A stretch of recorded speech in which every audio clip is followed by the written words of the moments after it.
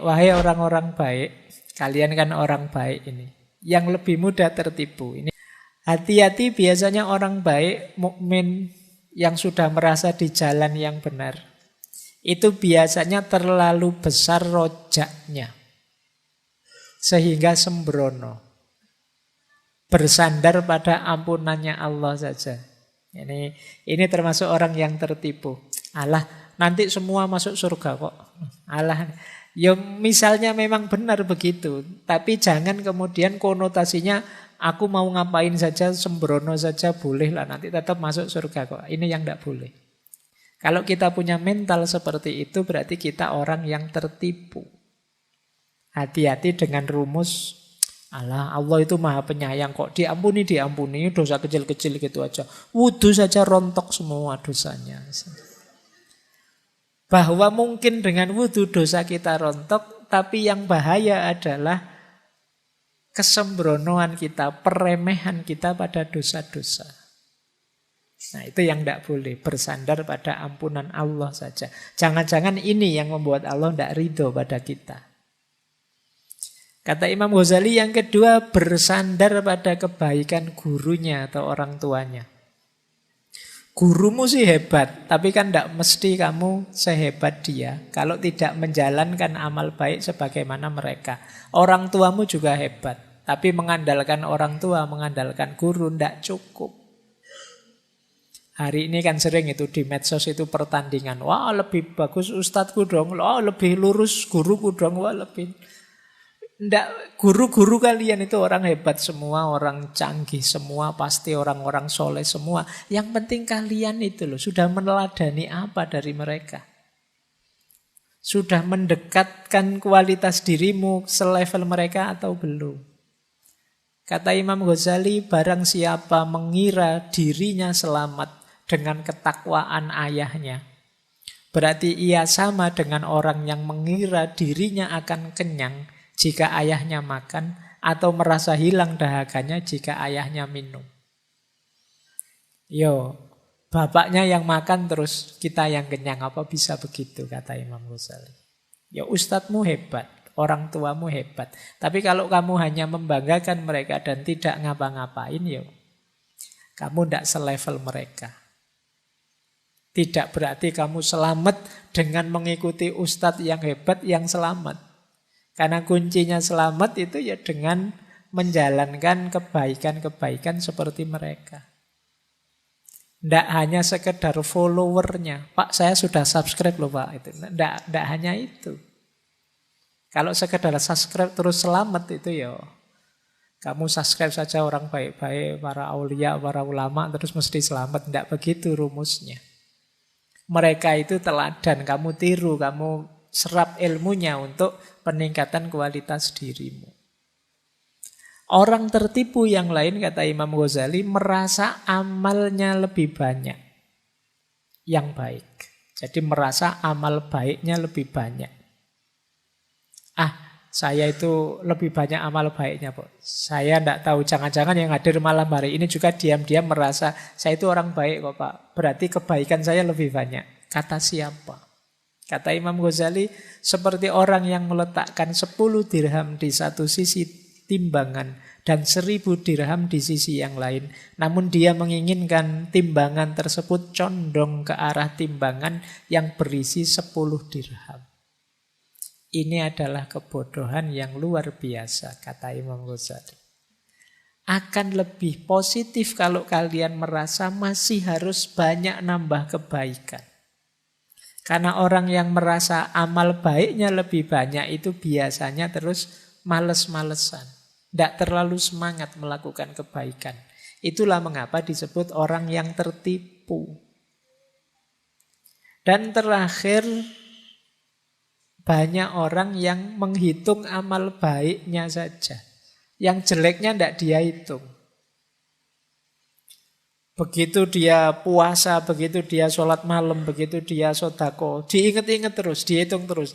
Tapi yang dia maki-maki orang, dia ngambil barangnya orang, dia korupsi kecil-kecilan, tidak dihitung. Ini akan jadi orang yang tertipu, akan jadi kotoran dalam jiwa kita. Maka Ayo hati-hati, karena jangan sampai kita ini merasa sudah benar, sudah baik, sudah selamat, ternyata belum. Karena sikap mental kita yang keliru. Sebagaimana diingatkan oleh Imam Ghazali. Cik, monggo silakan bagi teman-teman yang ingin bertanya. Terima kasih. Sebelumnya Assalamualaikum warahmatullahi wabarakatuh. Perkenalkan nama saya Dela dari Sapen. Oke, di sini saya bertanya. Tadi saya sempat telat ya datangnya, tapi mengenai tentang salah satu syahwat yang negatif, yaitu mencintai melebihi Allah seperti itu. Ada sesuatu yang dicintai melebihi Allah. Ini apa namanya? Sebentar, dudukkan ya Allah. Jadi ini sebenarnya pengalaman diri saya pribadi sendiri. Saya sebenarnya itu pernah pacaran dengan orang gitu, laki-laki seperti itu ya. Selama beberapa tahun seperti itu. Di saat saya menaruh cinta yang lebih dalam, sampai akhirnya saya mikirkan, oh ini mungkin jodoh saya ya. Sampai akhirnya saya berpikir, oh pasti menikah seperti itu. Tapi setelah itu akhirnya saya ditimpa musibah bahwa saya diselingkuhin seperti itu.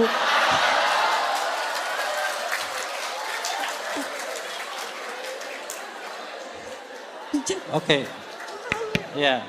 Intinya apa Mbak pertanyaannya? Baik, ini masih terjadi baru-baru ini saja.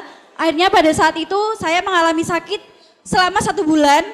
Dan akhirnya harus itu ya apa namanya, datang ke psikologi untuk untuk membersihkan diri saya sendiri seperti itu. Saya ingin bertanya, sebenarnya saya tuh ingin sekali tidak ingin melepaskan, tapi saya juga sudah melepaskan seperti itu.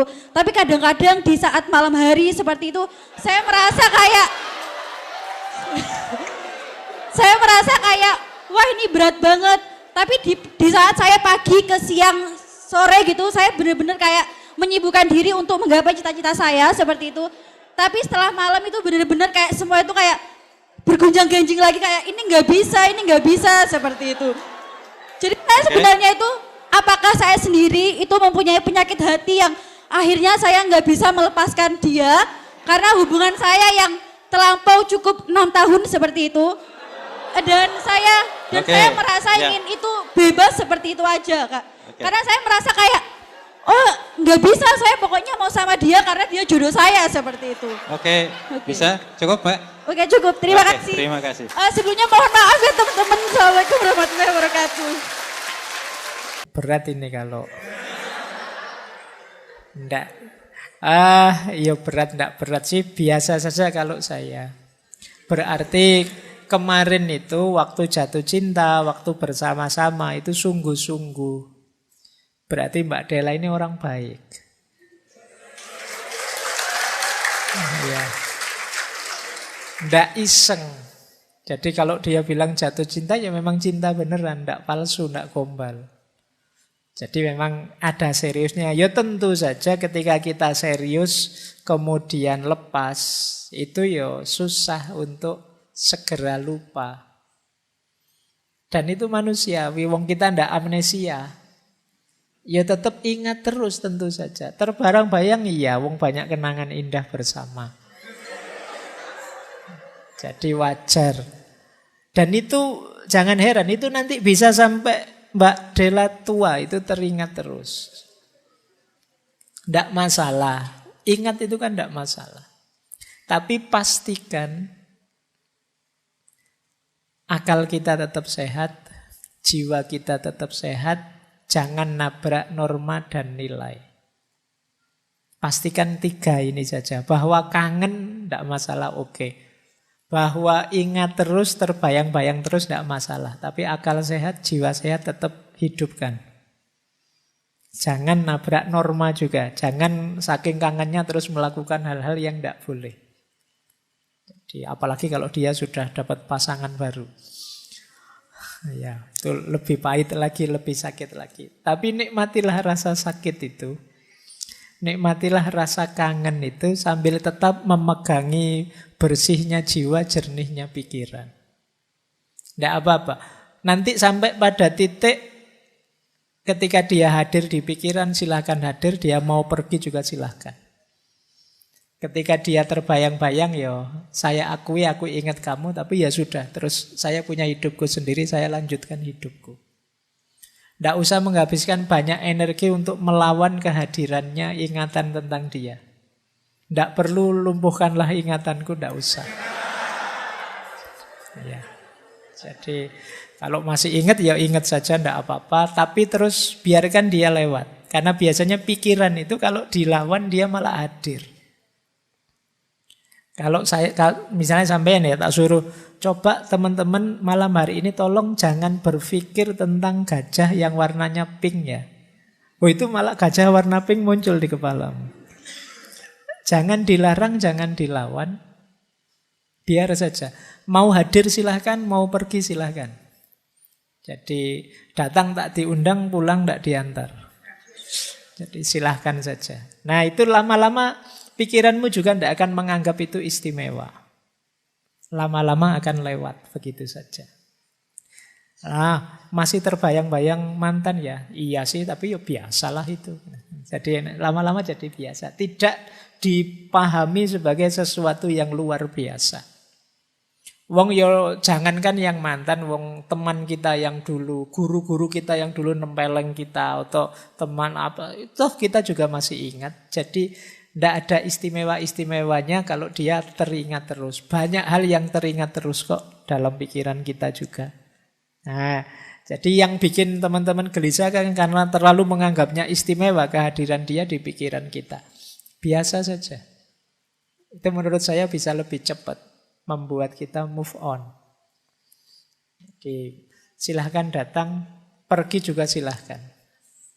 Jadi tidak harus kemudian kita posisikan ingatan tentang dia sebagai yang sangat istimewa, biasa saja. Nah itu bagi saya tips awal. Sisanya itu tadi ya, tetap pegangi akal sehat dan juga jiwa yang sehat, serta jangan nabrak norma-norma, aturan-aturan.